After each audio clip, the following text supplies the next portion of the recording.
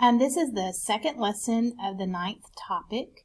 In this lesson, we're going to be able to explore to see if 3 pairs of corresponding parts is enough information in order to prove triangles are congruent. You will need a computer for this lesson. Obviously, you have one if you're watching this video, but you'll need to be logged into Agile Mind as well, because you're going to be doing an activity on there. So remember, if you have forgotten how to log into Agile Mind, we did that the first week of school, so you can go back and refresh your memory on that. And if you have any trouble with your username or password, just let me know.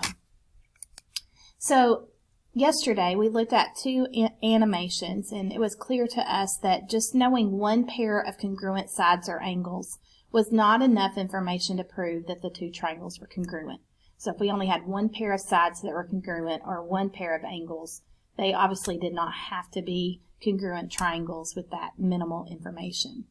We also looked at 2 pairs of congruent sides and angles, or the combination of the 2. So 2 pairs of angles or 2 pairs of sides, or 1 pair of sides and 1 pair of angles. That was not enough information to prove the triangles were congruent either. So today we're going to be looking at, is 3 pairs of corresponding parts enough information?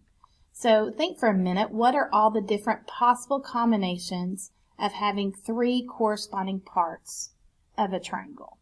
So for example, we could show all 3 sides are congruent to each other. That would be one combination. All 3 angles being congruent would be another. And then any combination of angles and sides that would add up to be 3 pieces of information. And so we're going to look at all of those all those choices of 3 pieces of information and look and see if that's enough information to show that the triangles are congruent. Now, with 2 pairs of corresponding parts, the order that we talked about those didn't matter. So for example, if we were saying one side and one angle pair were congruent, it wouldn't matter if we would call that side angle or angle side. That's exactly the same thing. But when we have 3 pairs of corresponding parts that are congruent, we do have to be very precise when describing the combination that we're talking about. So we're going to look at an animation here that will help explain that somewhat.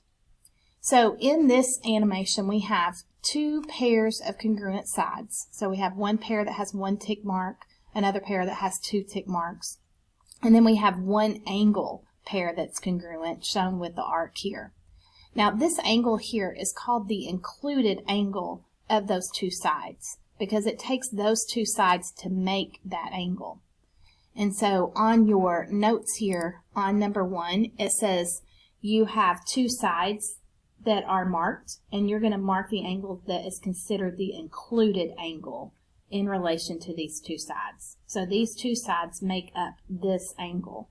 So this is the angle you're going to mark on number 1 in your notes. That is called the included angle.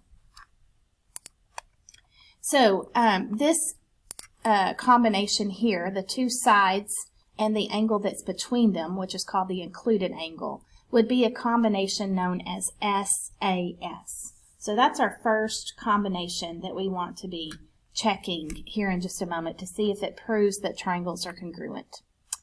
Now our second one is also going to have 2 sides, but now the angle is not the angle that is made by those 2 sides. So this is the non-included angle. Now there are 2 angles that would be considered non-including. It could be this angle up here at the top of each triangle. But either way, we call this combination SSA. So even though it still uses 2 S's and an A, 2 sides and an angle, it's not the same as what we just looked at with SAS. Included angle is not the same thing as non-included angle. Now you'll notice that we are calling this SSA for a reason. We're not going to spell it the other way, just so we're not cussers. So we'll just keep it SSA. But if they were rearranged and had the A in the front, that's the same exact thing. All right, so our third possibility, we have 2 sides congruent. This would not be SSA. So we're not going to be looking at this as a combination. I want you to see that there's a difference here. One triangle has the non-included angle marked, the other one has the included angle marked. So this wouldn't even be a situation that we would even compare. Those are non-comparable. You might have heard the phrase comparing apples to oranges, and that's what we would be doing here. All right, in the next figure here, we have one pair of sides that are congruent, marked with that tick mark, and two angle pairs that are marked. Now notice this time, the side that is congruent is the one that's in between the two angles that are marked. So this is called the included side. So we talked about the included angle. Now we're talking about the included side. So on number 2 in your notes, it says mark the side that is considered the included side in relation to these two angles. So it would be this side right here. These other sides would be called non-included sides. So this situation would be called ASA. This is our third possibility, ASA. It's two angles with the side in between them. Another situation would be having two angles again, but like I said, the side that's not included. So they could have marked these two sides on the left as being congruent to each other, and this would be the same combination. So this is called either SAA, or we can rearrange those and write it as AAS. It doesn't matter if the S is at the beginning or at the end. That means exactly the same thing. But do you see the difference between that and ASA? ASA is the side in between the angles. SAA or AAS is when it's not in between. Now those are not the only combinations. Those are the combinations that use sides and angles. So we have a fifth possibility where all three parts would be angles, and a sixth possibility where all three parts would be sides. So these are all 6 of the possible combinations using 3 parts. Now we're not saying these all make congruent triangles. These are just the things that we're going to try and see if they mean that the triangles are congruent. So on your notes here, we have listed all 6 of the possible combinations using 3 pairs of congruent parts, and we're going to determine which, if any, of these combinations would be enough information to guarantee that 2 triangles are congruent. So you're going to be using an animation on AgileMind. So again, you'll need to be on your laptop logged in to AgileMind, and I'm going to work through the first couple with you. But for each combination, you're going to try to construct a triangle that is not congruent to the template triangle given. So if you succeed in making a triangle that's not congruent, then you have shown that that combination does not guarantee congruent triangles. So if after several attempts you cannot construct one that's non-congruent, then you probably have shown that it is impossible to prove they're non-congruent, which means they would always be congruent. So on your notes, you have this table here. You're either going to be checking yes, it proves that it's congruent triangles, or checking no, it does not prove that you have congruence. So if you will go on AgileMind, you're going to be under topic 9, congruent triangle postulates. You're going to go under exploring, and you're under minimal conditions. And we are on page 8. So log into AgileMind, go to topic 9, exploring, minimal conditions, page 8. So what we are going to be doing here is showing which of these possibilities will prove that the triangles are congruent. So under this drop-down box, you will see all the 6 possibilities that we said we need to test. So if you click on one of those, I'm going to do SSS with you. What will happen is you have a triangle given to you, and then you have 3 sides that are congruent to those because we're looking at SSS, and we're going to try to arrange those 3 sides into a triangle that is not congruent to the one that we have. So as you can see, I'm just moving these around. You can move them. You're obviously going to need to put vertex to vertex, and you can rotate them, and you try to create a triangle. Of course, you're trying to make one that is different than the one that was given. And this can be a little tricky at times, so you'll just have to kind of get used to it. But obviously this one looks different than that one. When you have it made and it makes into a triangle, you're going to click this little button here that says congruent ? And so remember, if these triangles are congruent, then there exists a series of transformations that would map one to the other. So when you click that, you'll see that series of transformations, translations, rotations, reflections. And if you notice, it did match my triangle up to that one. So they were congruent. Now that was just using this first template up here at the top. I'm going to go to the next one, and it's going to give me a different triangle.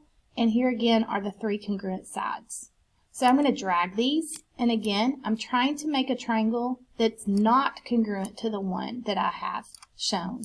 And so I'm just going to connect these parts together, try to create a triangle that looks different than what I was given. And again, it can be a little tricky to get this figured out sometimes.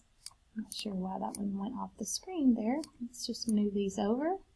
So as you watch me struggle with this, you shouldn't be surprised if you struggle with it, right?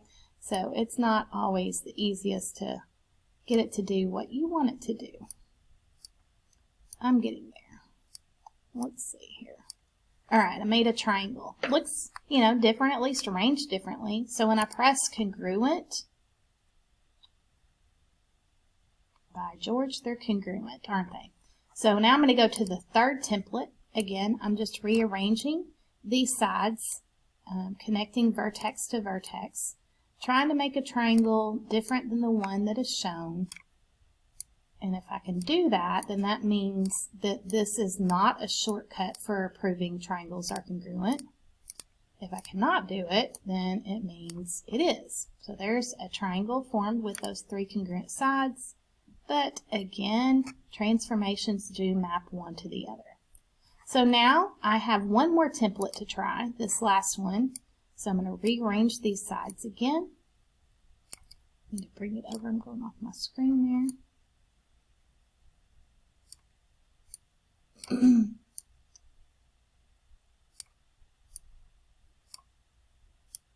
it likes it to be perfect. There's a triangle, and again we have transformations mapping one to the other. Now once I've done all 4 templates, do you see it's letting me put in my answer now? So I was never able to create a non-congruent triangle when we had 3 congruent sides. So that means this combination does guarantee congruence. So I'm going to put a Y here. Once I type Y for yes, down here it gives me a check button and it tells me I was right. Are you surprised? I hope you're not surprised. Alright, so we're going to look at the next one.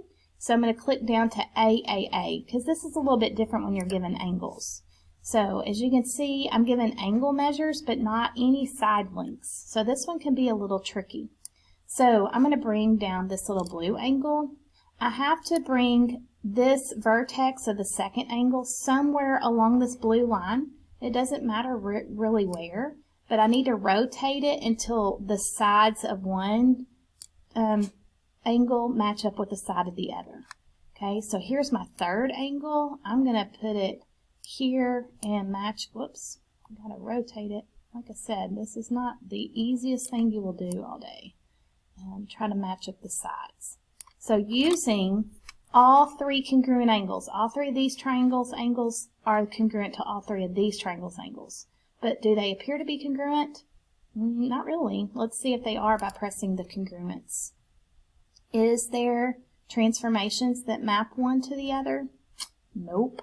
So notice it didn't make me go through all the templates because once I prove it doesn't work one time, that means it's not going to guarantee congruence. So I can go ahead and put an N for AAA and check it, and it is correct.